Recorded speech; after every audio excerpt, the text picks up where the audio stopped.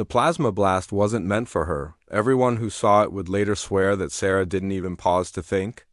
One heartbeat, she was walking beside the youngling, and the next she had thrown herself between him and the assassin's rifle, taking the full searing hit across her side. Jack saw her fall before he even heard the shot.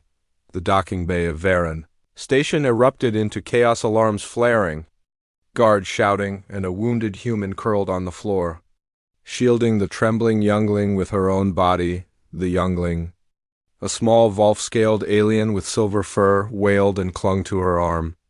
"Sarah, Sarah! Stay awake." Her voice came out weak, almost playful, because that was her way. "I told you, your pack needs better shields." Then her head slumped forward. Jack didn't remember running, but suddenly he was there, lifting her up with shaking hands, shouting for medics, shouting for anyone. The wound was deep, charred through armor, skin, and muscle. Humans were hardy, yes, but not indestructible. "Move!" he roared, his voice cracking. The med team rushed her to the med bay, sealing the blast behind layers of sterile shields. Jack tried to follow, but a massive hand pressed against his chest. It belonged to Ravrak, alpha of the Luthari pack. His yellow eyes glowed, grief twisting his Volf-like face. "The humans have our loyalty," he said. "We will wait, together." Jack looked around and froze. The entire Luthari pack was gathering outside the surgery doors. Not just guards. Not just the elders, all of them. Dozens of towering Volf-scaled warriors, shoulders broad enough to block corridors, weapons strapped across their backs. Every single one had abandoned their duties the moment they heard. Some knelt. Some sat against walls. Some paced, claws tapping on metal floors. They were restless, angry, mourning. And still, they waited. For a human. For her. Jack sank into a chair, fists in his hair. The station's lights hummed overhead. Too bright, too cold. He'd always known Sarah's kindness was different, loud, bold, sometimes reckless, but he never imagined she'd throw herself in front of an energy bolt for a youngling of another species. "She shouldn't have done it," he whispered. "She should have," Ravrak replied quietly, lowering himself to the floor beside him. "The youngling is heir to my line. Without him, the pack fractures." But she acted without knowing who he was. She protected him simply because he was small and she was strong. "That's Sarah," Jack said, voice breaking. "That's always been Sarah." Hours passed. The medbay doors stayed shut. Every time a machine beeped differently inside, Jack flinched. Every time a doctor appeared, the pack surged forward, but the doctor always shook his head, saying nothing yet. The corridors outside surgery room 3 grew crowded. Tech workers brought blankets. Station officers brought water. Even merchants from the bazaar arrived after hearing rumors that a human had taken a plasma bolt for the Luthari heir. No one went home. Sarah wasn't just a soldier or a diplomat or a liaison. She was a bridge, a stubborn, smiling bridge between two species that had once nearly gone to war. Jack kept replaying her last look in his mind. That fierce spark in her eyes. That fearless grin she used whenever life decided to punch her.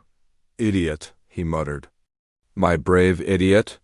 At some point, the youngling, the one she saved, approached Jack. His silver fur was ruffled, his eyes red from crying. "She said I'd grow strong," he whispered, curling next to him. "She said humans don't let small ones get hurt." "That sounds like her. I didn't say thank you. You'll get another chance." The youngling shook his head. "Warriors don't lie." Jack swallowed hard. "Sarah isn't a warrior." "She is now," Ravrak corrected. "To us, she is." A sudden alarm chimed inside the medbay, long, low, almost mournful. The kind that meant the surgeons were battling to keep someone alive. The pack rose to their feet instantly. Jack did too, for 20 agonizing minutes.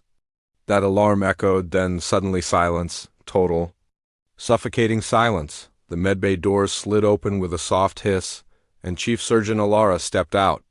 Her scrubs were stained with silver antiseptic and half a dozen burn patches. Everyone held their breath.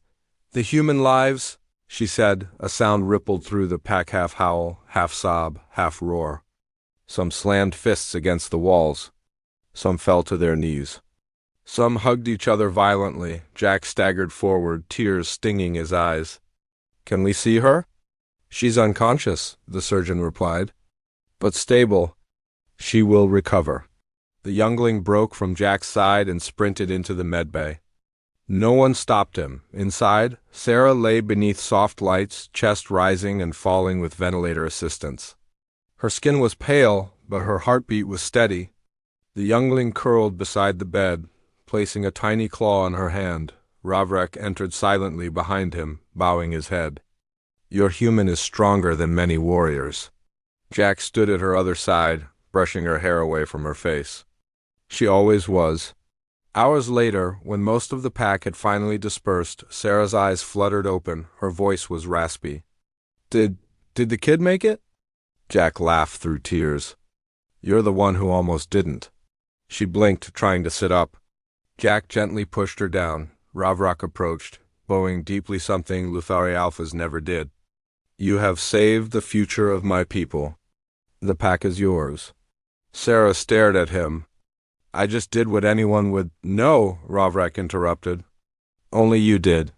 The youngling climbed onto the bed, nuzzling her arm gently. "You came between me and death. That makes you pack?" Sarah's eyes softened.